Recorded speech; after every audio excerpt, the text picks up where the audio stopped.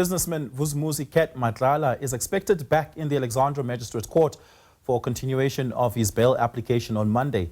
Previously, Matlala had abandoned his bail application. However, he has resumed the application process this past week. Matlala, who is allegedly politically well-connected, faces charges of attempted murder, conspiracy to commit murder, and money laundering.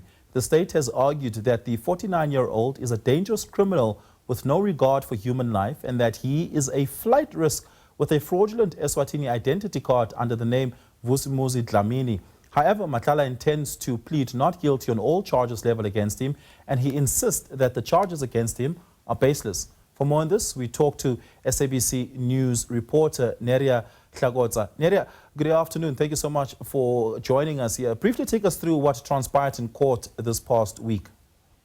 Good afternoon to you, Oliver. Well, the past week when Vusimuzi Matlala was applying for bail, a lot of bombshell information came out. I think the biggest one from the state was the fact that on his phone they did find that Eswatini identity card.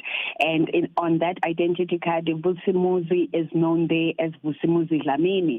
And the state was talking about this just to show how much of a flight risk he is, and that if he is released on bail, he might evade his trial. The state also, Oliver, spoke about the fact that Matlala also paid accused too. When they look at their bank records, or his bank statements rather, they show that he did pay accused too.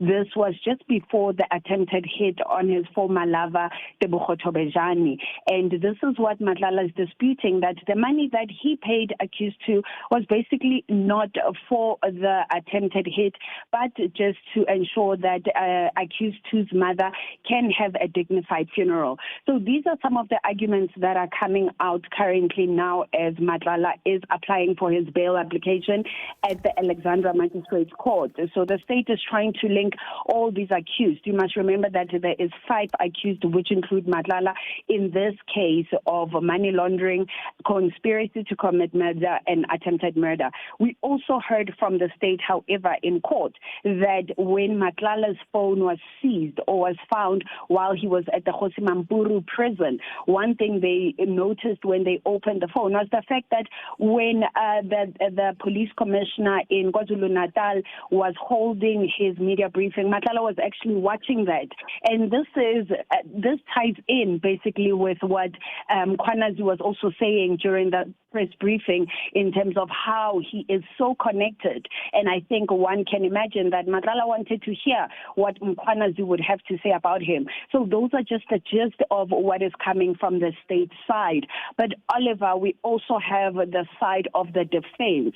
The defense is blaming police at this minute. The defense is saying that police planted some of the information that is found on Matlala's phone. The defense is also saying it is very weird that Hlakotsa would blame Matlala, because after the shooting, Hlakotsa basically called Matlala to say to him, "Can I get protection? I need protection." And why did she ask for protection? It's because Matlala owns that protection company, the Cat VIP services. So this is what the defense is arguing also, that there is no DNA results that are linking Matlala. There's also no video footage that is linking him to the crime. So basically all the state is saying is baseless, and he will plead not guilty. Hlakotsa had, of course, put a statement to the police, which the Sunday World had reported on it today, in which she links to her assassination attempt Vusimuzi Matlala's wife, as well as popular Joburg socialite Serge Gabon. Is there an expectation that that might come up in either the state's case or the defense case during the bail application hearing? Look, the state tomorrow is still going to argue this bail application. But one thing they had said is that Matlala's wife is also still in the dock, basically because she was accessory to the fact. She's also being charged, just by the way, with attempted murder and conspiracy to commit murder. But Matlala's argument in this case is that his wife was arrested because she did not rather want to lie. He's saying that police have been pressuring everyone someone to actually lie on his name, and that's why now his wife is in the dock. But Matlala's wife is currently out on 20,000 rand bail when it comes in connection with this.